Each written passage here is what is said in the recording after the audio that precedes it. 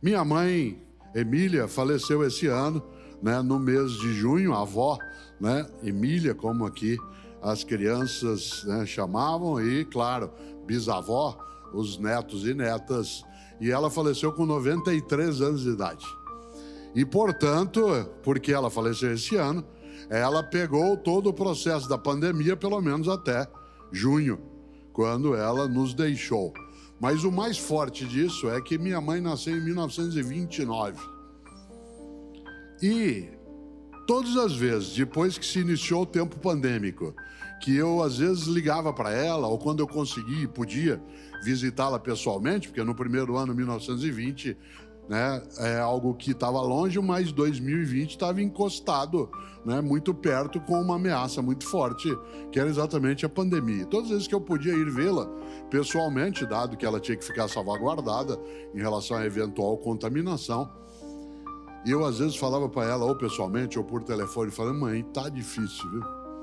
Tá difícil. Isso em junho de 2020, em julho de 2020, nós estávamos recolhidas e recolhidos. Havia um número imenso de pessoas que tinham de trabalhar para nós vivemos na área de saúde, na área de transporte, na área de produção, na área de segurança, no agronegócio. Para nós continuarmos vivos e vivos, era preciso que muita gente lembrasse da importância daquilo que estava fazendo. E quem podia ficar mais distanciado do dia a dia, como é o meu caso, pela natureza da minha atividade, que sou grato às pessoas que tiveram, sim, né, de nos proteger e cuidar com o seu trabalho cotidiano. Às vezes, claro, eu também ficava meio agoniado e ligava para ela e falava assim: mãe, tá difícil, viu? Ela dizia: filha, eu vou te contar uma coisa. Eu nasci, dizia ela, em 1929. Elas nasceram. Eu nasci em 1929, isto é, eu nasci 10 anos após o final da Primeira Guerra Mundial, quando havia ainda reflexos de desespero na economia, na convivência, o número de famílias enlutadas.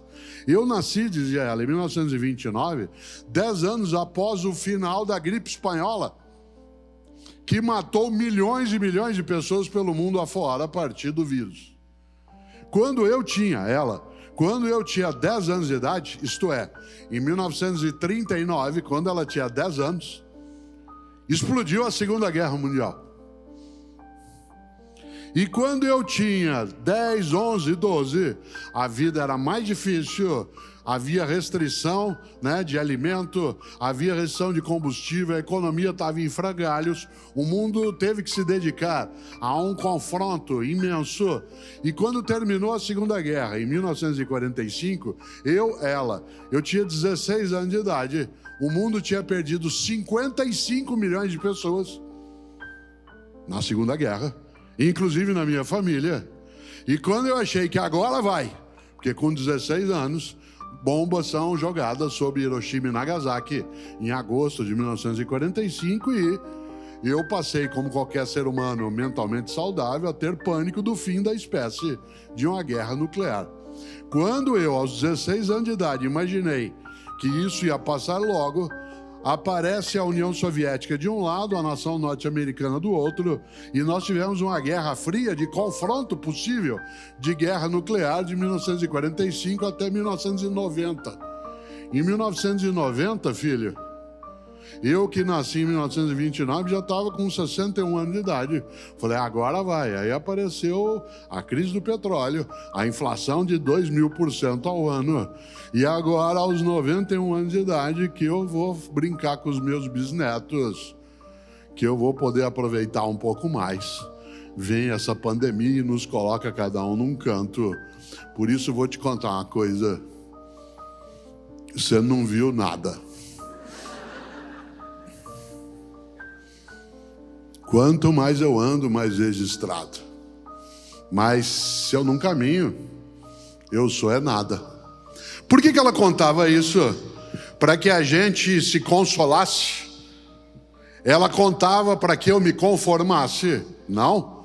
Ela contava para que a gente ganhasse ânimo para entender que se cada pessoa e todas as pessoas fomos capazes de fazer o nosso melhor, a gente segue adiante.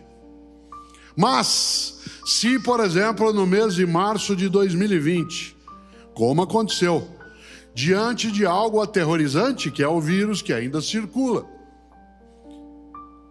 Se todas as pessoas tivessem enfrentado a situação horrorosa, como algumas pessoas decidiram enfrentar, nós não estaríamos aqui essa noite em Florianópolis com tanta gente. Aliás, nós humanas e humanos, arrogantes que somos, ficamos imaginando que durante décadas a grande ameaça à humanidade viria do espaço. Um meteorito, um asteroide, e nos preparamos para isso. Aliás, criamos tecnologia para isso, já pensou? Criamos mísseis que pudessem combater, serem disparados. Quem diria que a ameaça viria do nosso meio? Eu, caipira que sou, nascido em Londrina, a gente caracteriza o que a humanidade viveu a partir de março de 2020, os caipiras chamamos de tranco, né? Tomou-se um tranco.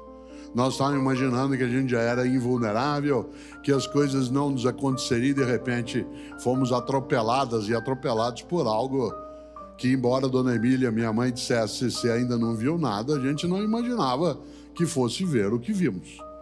Aliás, nessa hora, é claro, quando do início do momento pandêmico mais denso, quando nós não entendíamos direito como fazer, usa máscara, não usa máscara, deixa a máscara para quem é da área de saúde, e se ele vai para casa, quem atuar no campo da saúde pode contaminar a família, e se não vai para casa, um grupo de pessoas começou a olhar tudo aquilo e dizer: o que eu posso fazer? Uma parte das pessoas, ao olhar a dificuldade, a agonia, o desespero, disse: o que eu posso fazer? Com reticências, com 3 pontinhos. Ainda bem que uma parte das pessoas, em vez de usar a frase com reticências, com 3 pontinhos, decidiu nela colocar um ponto de interrogação. E no lugar de dizer o que eu posso fazer, a questão se tornou questão e foi: o que é que eu posso fazer? Isto é, o que é que está ao meu alcance que seja feito? Uma coisa é você e eu, face a uma dificuldade, dizermos: o que eu posso fazer? De modo desalentado, desanimado, de modo fraquejado. Outra coisa é apresentar-se de maneira disponível e dizer: o que eu posso fazer? Isto é, cá estou. Para a tua sorte e para a minha, centenas e centenas de pessoas nesse país e fora daqui se dispuseram a não desistir, a ir buscar, a nos cuidar, a procurar aquilo que é a atenção de saúde.